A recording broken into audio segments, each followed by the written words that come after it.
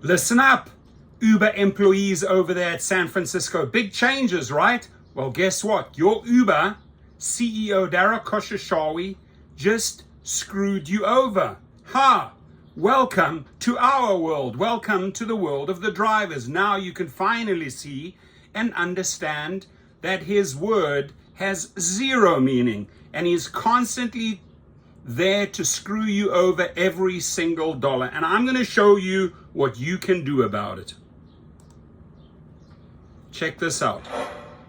There's some details on dissension at Uber, stemming from changes the company recently made to a popular benefit and its in-office work requirements. Last week, CNBC reported that Uber had told employees, including some previously approved for remote work, that they'd have to start coming into the office 3 days a week. Also, that they would be eligible for a month-long paid sabbatical after 8 years instead of just 5. That led to a heated all-hands-on-deck meeting during which CEO Dara Khosrowshahi defended the policy changes to employees and told them it is what it is. It is what it is, right? According to audio and other correspondence obtained by CNBC. We'll get more. So before we carry on, it is what it is. Listen up, employees. This is what Dara Khosrowshahi does. He changes the rules midway during the game. He did it back then with the referrals. Go out and refer, bring us new drivers. We'll pay you. And then he yanked it. He had all those referrals in the pipeline and he didn't pay people out and people sued. Now, I wouldn't be surprised that a lot of you employees are going to sue the company as well, because you were made a promise 5 years and then he changes it to 8 years. That is what he does. That is who he is. And he does the same with drivers. So welcome to our world, my friends. Here's what you can do. If you are pissed, if you are now currently looking for other jobs, consider this.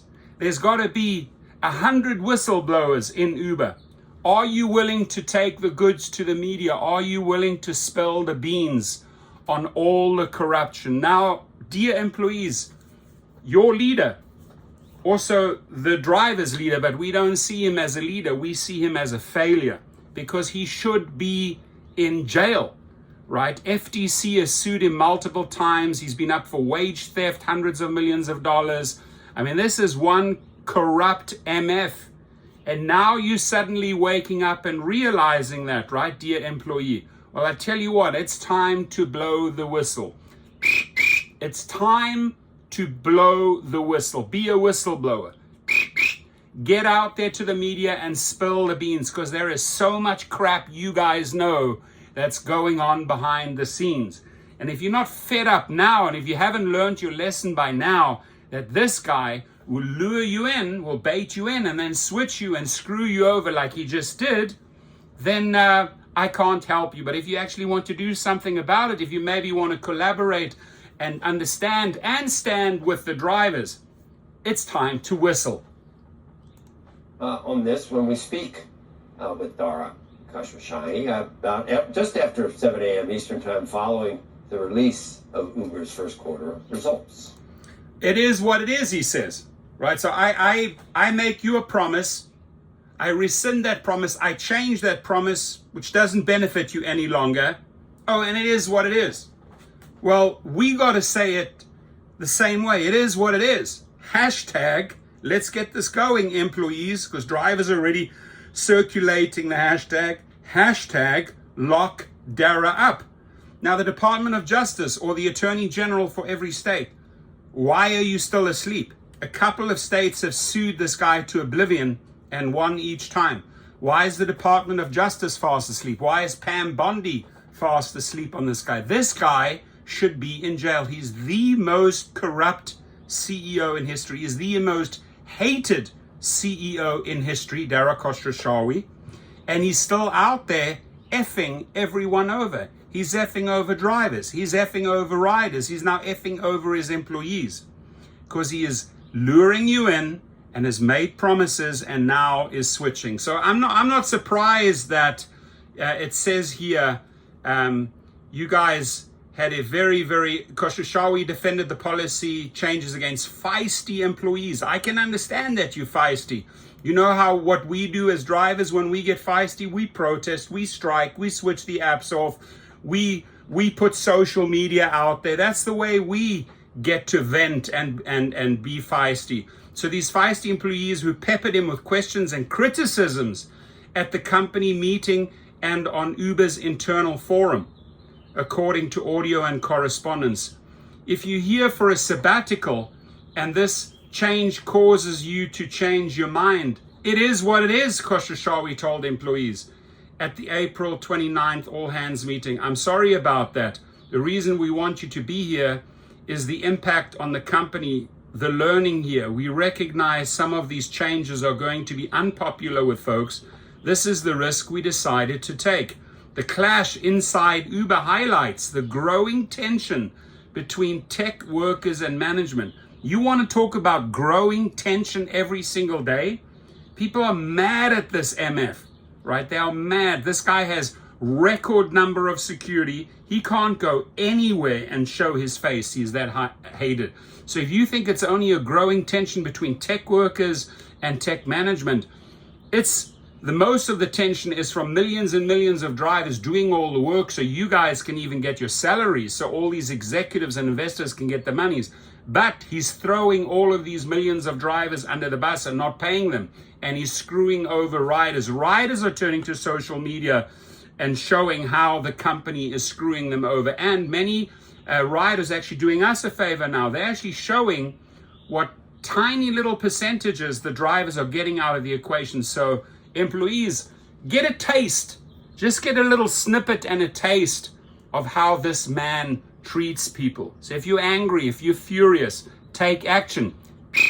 It's time to be a whistleblower, right? Show us what is being done behind the scenes. Angry engineers.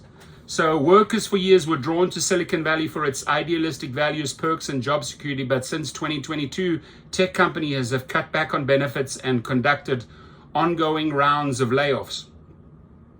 So being a person more frequently is better for collaboration, innovation, and company culture, Uber told CNBC in a statement. It's hardly a surprise that not everyone was thrilled about changes to remote work and sabbatical policies. The company said, but the job of leadership is to do what's in the best interest of our customers and shareholders, ... and screw them all over and engage in fraud and engage in wage theft, etc., etc., etc. Hashtag lock Dara up. He should not be the CEO. He's a disgrace to this country. He's a disgrace to the company. He's a disgrace to the world. Lock this fool up. Department of Justice, are you listening in? Lock this fool up. So after Uber announced the changes in a memo last week, employees flooded the company's internal Slido forum with questions and comments. The Slido essentially has been invaded by questions about the changes we've made, Khosrowshahi said at the beginning. It's not about the changes, it's the screw-overs you have made, Khosrowshahi. How is 5 years of service not a tenured employee, especially when burnout is rampant in the organization? A highly rated comment from one employee said, adding that they had already paid for a trip for the upcoming sabbatical. Khosrowshahi said Uber is a Gen AI powered company that needs to be on its A game. He said employees should be more interested in learning and the impact on the company than on its benefits, which spurred more employee pushback, right? They're angry. Us drivers, we get it. Why you're starting to get angry? Because you were set up. You were screwed over. It has nothing to do in terms of need to drive attrition or layoffs, said Khosrowshahi, adding that the changes had nothing to do with cost cutting. Really? Those don't, and he openly lies here. Oh, those changes had nothing to do with cost cutting, right? Changing it from 5 years to 8 years. That is because of cost cutting, fool. None of that is planned. The business is operating really, really well. But listen, good isn't good enough for us. We have to be great as a company. Stealing is not good enough for us. Theft is not good enough for us. We got to take more. We got to engage in more greed. That is the motto of the CEO. And I leave you with one thing. If you've watched it up to this 10-minute mark, hashtag lock Dara up. Get it going. Lock Dara up. Get it going. Hashtag.